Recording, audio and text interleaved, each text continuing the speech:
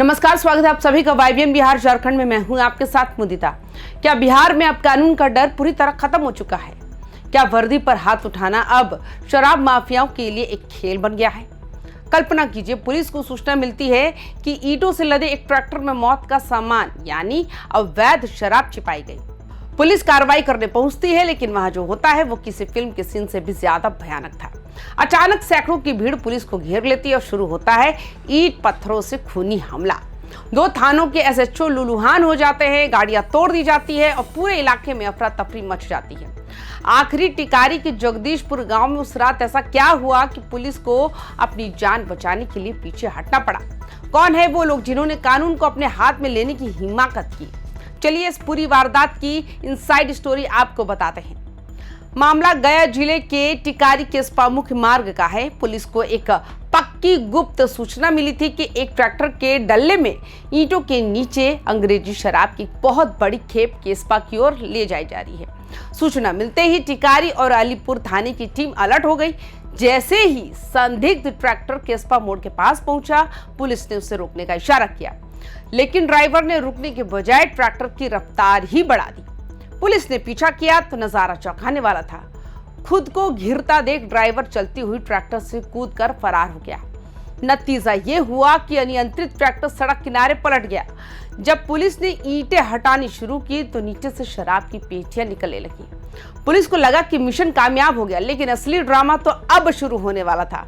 ये कोई पहली बार नहीं है जब ट्रैक्टर के जरिए शराब की तस्करी हो रही थी, लेकिन इस बार का मोडस ऑपरेटिंग यानी काम करने का तरीका शातिराना था।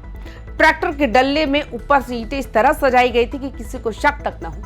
माफिया जानते हैं कि पुलिस आमतौर पर निर्माण सामग्री ले जा रहे वाहनों को कम रोकती है, लेकिन इस बार मुखबिर की सूचना इतनी पक्की थी कि पुलिस ने सीधे डल्ले की तलाशी लेने की ठानी। सोचिए, ईंटों के नीचे अंग्रेजी शराब की सैकड़ों बोतलें दबाई गई थी ताकि परिवहन के दौरान कांच के टकराने की आवाज भी बाहर न आए। ये दिखाता है कि बिहार में शराबबंदी के बावजूद माफियाओं का सप्लाई चेन कितना एडवांस हो चुका है और वो पुलिस की आंखों में धूल झोंकने के लिए किस हद तक जा सकते हैं। जैसे ही टिकारी थानाध्यक्ष चंद्रशेखर कुमार के नेतृत्व में पुलिस टीम ने शराब जब्त करने की प्रक्रिया शुरू की, अचानक जगदीशपुर गांव के पास से भारी संख्या में लोग वहां पहुंच गए। ये लोग पुलिस कार्रवाई का विरोध करने लगे। बात सिर्फ विरोध तक नहीं रही, देखते ही देखते भीड़ उग्र हो गई और पुलिस पर ईंट पत्थरों की बरसात शुरू कर दी।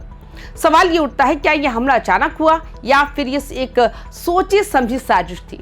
जैसे ही ट्रैक्टर पलटा चंद मिनटों के अंदर सैकड़ों लोगों की भीड़ वहां कैसे जमा हो गई? स्थानीय सूत्रों की माने तो माफियाओं ने ग्रामीणों को ढाल की तरह इस्तेमाल किया। अफवाह फैलाई गई या फिर लोगों को उकसाया गया ताकि पुलिस दबाव में आकर शराब छोड़कर भाग जाए। पत्थरबाजी का तरीका इतना सटीक था कि पुलिस को संभलने का मौका तक नहीं मिला। अलीपुर थाना के एसएचओ सत्यम और एसआई सुनील कुमार पर हुए प्रहार ये बताते हैं कि हमलावरों के मन से वर्दी का जो खौफ है वो पूरी तरह निकल चुका है। राहगीरों के साथ हुई बदसलूकी ने साबित कर दिया कि इस वक्त वहां कानून नहीं बल्कि उन्मादी भीड़ का राज था। क्या ये भीड़ सिर्फ शराब बचाने आई थी या फिर इसके पीछे कोई बड़ा सफेदपोश मास्टरमाइंड था? उपद्रवियों का मकसद सिर्फ एक था, पुलिस को डराना और शराब की खेप को वहां से हटने ना देना। स्थिति इतनी बिगड़ गई कि अलीपुर थाना के एसएचओ सत्यम और टिकारी थाना के एसआई सुनील कुमार गंभीर रूप से घायल हो गए। अलीपुर थाने की पुलिस गाड़ी के शीशे चकनाचूर कर दिए गए। उपद्रवियों ने वहां से गुजरने वाले राहगीरों को भी नहीं बख्शा, उनके साथ भी बदसलूकी की गई। पुलिस को बचाव में हल्का बल प्रयोग करना पड़ा, तब जाकर मामला थोड़ा संभला। वारदात की खबर मिलते ही आसपास के कई थानों की पुलिस फोर्स मौके पर बुलाई गई। पूरे इलाके को पुलिस छावनी में तब्दील कर दिया गया। टिकारी के एसडीपीओ सुशांत कुमार चंचल ने खुद मोर्चा संभाला। उन्होंने साफ लफ्जों में कहा कि वर्दी पर हाथ उठाने वालों को बख्शा नहीं जाएगा। पुलिस अब वीडियो फुटेज और चश्मदीदों के आधार पर उन चेहरों की पहचान कर रही है जिन्होंने इस हमले की साजिश रची थी। शराब जब्त कर ली गई और अब बारी है उन सफेदपोशों और माफियाओं तक पहुंचने की जो इन ग्रामीणों को ढाल बनाकर अपना काला कारोबार चला रहे हैं। पुलिस की कई टीमें छापेमारी कर रही है और जल्दी ही बड़ी गिरफ्तारियां होने की उम्मीद है। अब पुलिस का रुख जीरो टॉलरेंस वाला है। एसडीपीओ सुशांत कुमार चंचल ने स्पष्ट कर दिया कि हमलावरों की पहचान के लिए तकनीकी सर्विलांस और वीडियो फुटेज का सहारा लिया जा रहा है। गया पुलिस अब उन पर सिर्फ शराब तस्करी का केस नहीं बल्कि सरकारी काम में बाधा और पुलिस टीम पर जानलेवा हमला जैसे संगीन धाराओं यानी कि आईपीसी बीएनएस की धाराएं के तहत केस दर्ज कर रही है। छापेमारी शुरू हो चुकी है और कई संदिग्धों को हिरासत में लेकर पूछताछ की जा रही है। जगदीशपुर गांव और आसपास के इलाकों में पुलिस की गश्त बढ़ा दी गई है।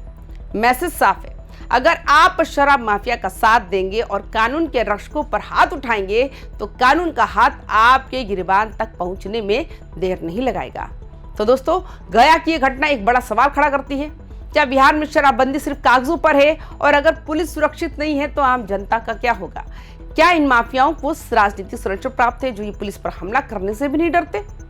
इस पूरी घटना पर आपकी क्या राय है? क्या दोषियों को ऐसी सजा मिलनी चाहिए कि दोबारा कोई वर्दी पर हाथ उठाने की हिम्मत ना करे?